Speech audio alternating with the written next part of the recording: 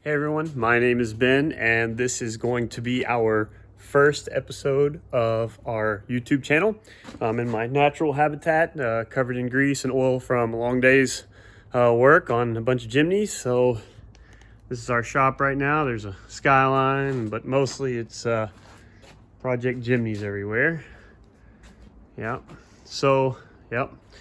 Anyhow, this is going to be our first video for the YouTube, and I'm gonna make this one about my current project, which is building a 7-inch plus lifted J22. Anyway, what I'm doing right here is I'm preparing my frame and rear end.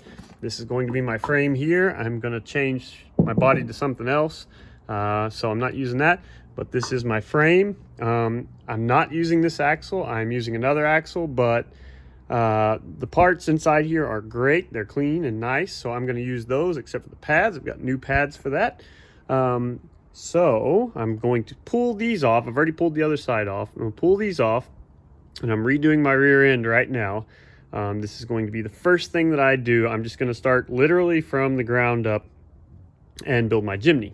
So you'll see what's next right after this video. So I have changed my project several times and end up throwing away what I'd already done because I wasn't happy with it. So I decided to just go one little piece at a time with what I want to do. So this is the rear end from my original Jimny, and it had a Spartan locker in it. I had already bought electric lockers and all that, and then I decided that I'd rather have the Spartan locker because it's locked all the time. So I'm just gonna start here, and then once I get to the next part, I'll decide what I want to do. Just think everything over one step at a time. Already got my new pads there. I'm gonna clean this Spartan locker up. I got all the water out of it. There was a little bit of water in there, but I got it all cleaned out. Some of the oil. This one already had new seals and everything, so I get to keep that. So this is all I got right now. Just this frame.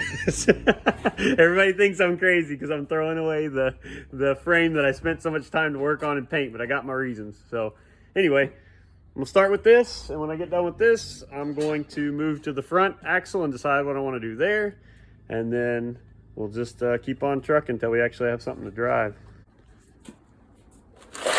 So as you saw in the previous vids or the previous parts, this is the rear end that I'm rebuilding. I've got it sealed. I've got it back in there. This is the locker diff. It's always locked.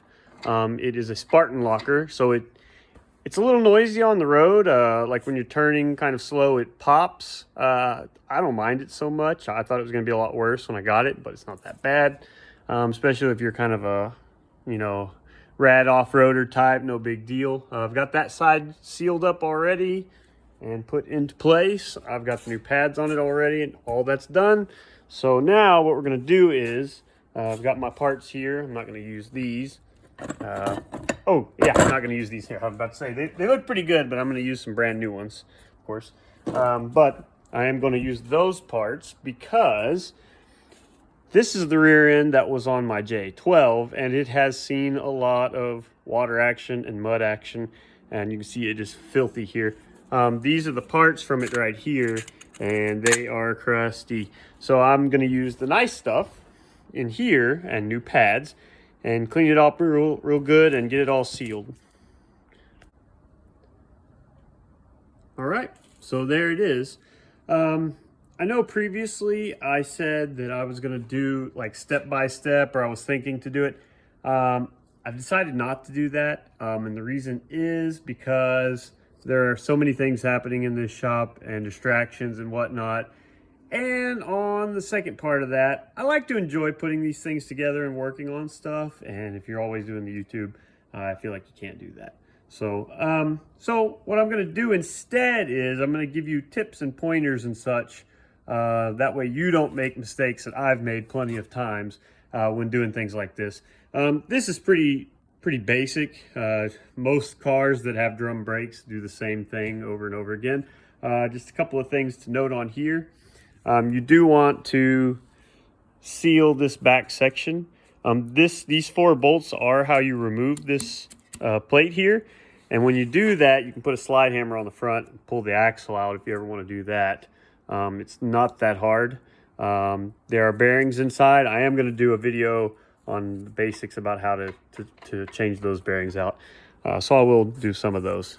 These are the 2 brake lines here. You've only got one on that side and it bleeds on there. So on these, you start there and then there is a bleeding line on the frame and then 2 on the front.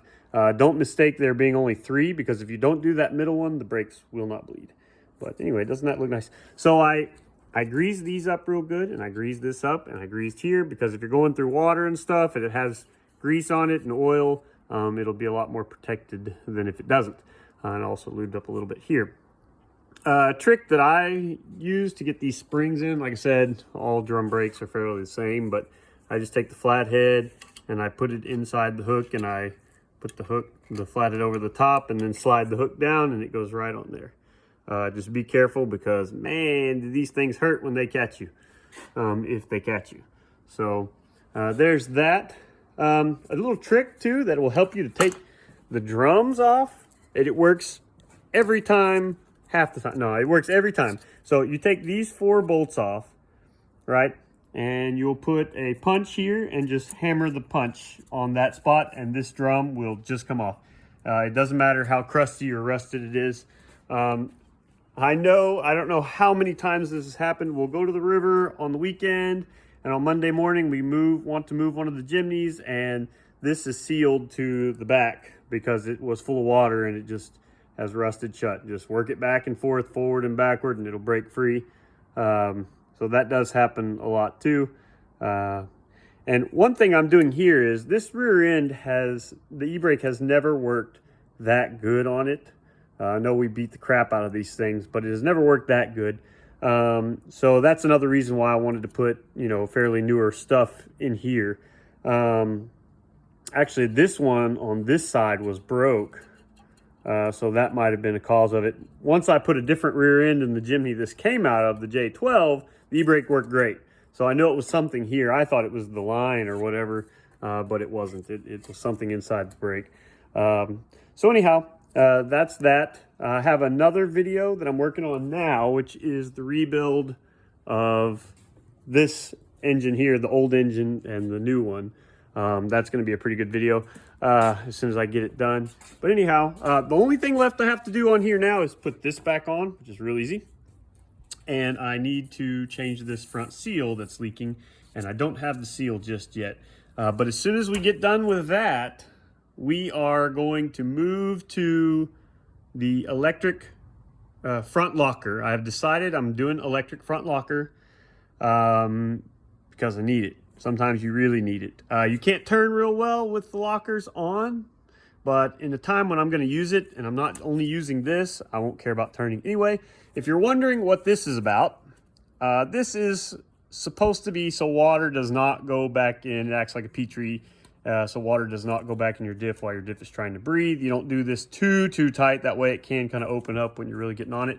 However, on my new build, I'm going to run this up into the body with a filter on it, or not a filter, a breather on it, up high into the chassis, into the actual body itself, so that it can breathe through there. If water does end up getting in it at that point, then the roof is underwater, and that's going to be the least of my worries. So there's that. If you wondered what that was, that's a great temporary thing to work to keep water out.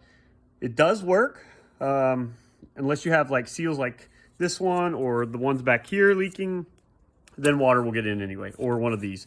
You have to be real careful here. if you take these bolts out, there's holes. So yeah, oil comes out or water can go in, whatever you want, but just make sure you got those nice and sealed. I know this doesn't look beautiful, but at the end of the day, I don't care about that. I want it to be sealed. Appreciate you watching this video. If you have any questions, you can ask me here, or you can go to Colt's Place, COLT' Place, on Facebook, and that's in Japan. That is our main garage here, as you can see. And I will be happy to answer any of your questions and help you get parts if you need to get parts. I know sometimes these things are hard to find parts for. But anyway, I appreciate you watching, and can't wait till I get to make the next one. Take care.